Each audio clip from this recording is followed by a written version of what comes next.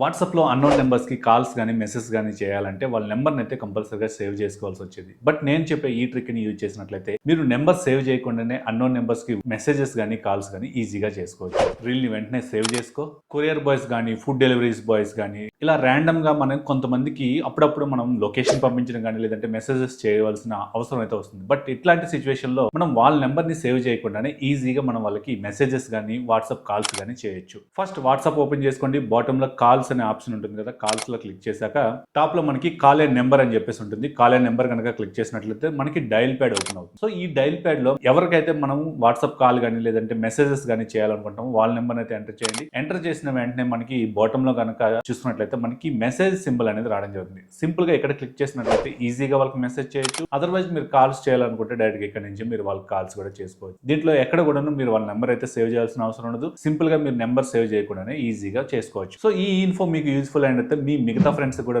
Forward చేయండి. అలాగే ఇట్లాంటి మోర్ కంటెంట్ కోసం మన ఛానల్స్ని ఫాలో చేయండి.